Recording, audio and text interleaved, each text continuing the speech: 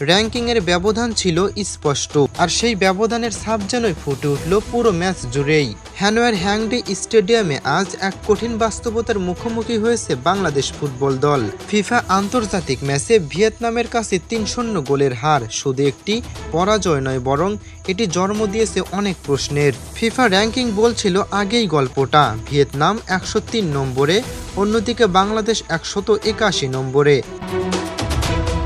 সংখ্যার এই দূরত্ব যেন মাঠেও হয়ে উঠেছিল শক্তির ব্যবধান। ম্যাচের শুরু থেকে চাপ তৈরি করে স্বাগতিকরা মাত্র ৮ মিনিট, একটি কর্নার আর তারপরেই অবিশ্বাস্য ভুল। ডিফেন্স ক্লিয়ার করতে গিয়ে নিজেদের জালেই বল জড়িয়ে দেন জায়ান আহমেদ। বাংলাদেশ পিছিয়ে পড়ে ম্যাচের একেবারে শুরুতেই। এরপর যেন ছন্দই হারিয়ে ফেলে লাল সবুজের দল। প্রথমার্ধ শেষ হওয়ার আগেই আরও ২টি গোল। দ্বিতীয়ার্ধে যেন দৃশ্যপট কিছুটা বদলে যায়। বাংলাদেশ যেন গোল খাওয়া থামাতে সক্ষম হয়। রক্ষণে দেখা যায় সতর্কতা। পুরো ৪৫ মিনিট স্বাগতিকদের আটকে রাখে তারা, কিন্তু প্রশ্ন একটাই, গোলের সুযোগ কোথায়? আক্রমণে ছিল না কোনো ধার, ছিল না কোনো পরিকল্পনার ছাপ। মনে হচ্ছিল দলটি শুধু হার কমানোর জন্য খেলছে, জয়ের জন্য নয়। এই ম্যাচে সবচেয়ে বেশি নজরে পড়েছেন একজন হামজা চৌধুরী। বাংলাদেশের জার্সি গায়ে চাপানোর ১ বছর পার করেছেন তিনি। এই সময়ের মধ্যে বাংলাদেশে খেলেছে ৮টি ম্যাচ। হার জিত বাদ দিলে অন্তত লড়াই দেখা গিয়েছিল বেশিরভাগ ম্যাচে। আজ যেন সেই লড়াইটাই হারিয়ে ফেলেছিলেন তিনি।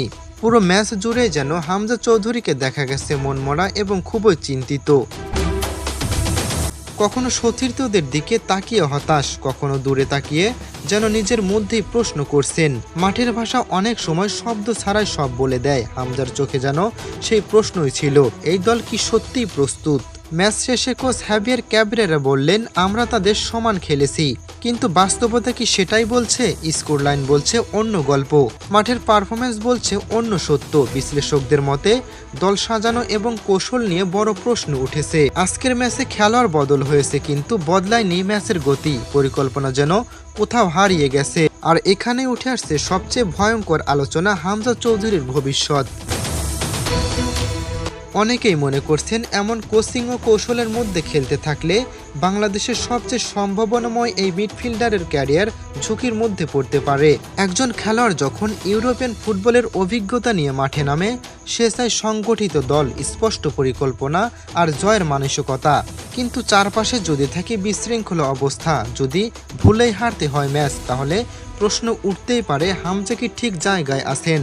আজকের ম্যাচটি শুধু একটি ম্যাচ নয়, এটি বাংলাদেশের ফুটবলের আয়না, যেখানে দেখা যাচ্ছে সম্ভাবনা আছে কিন্তু দিক নির্দেশনা নেই। হামজা চৌধুরীর মুখের হতাশা যেন সেই বাস্তবতার প্রতীক। একজন লড়াকু ফুটবলারের চোখে আসছিল অসহায়ত্বের ছাপ। বাংলাদেশকে বদলাবে নিজেদের পরিকল্পনা, নাকি কোচের অভিশাপে এমন হারই হয়ে থাকবে ভবিষ্যতের পূর্বাভাস?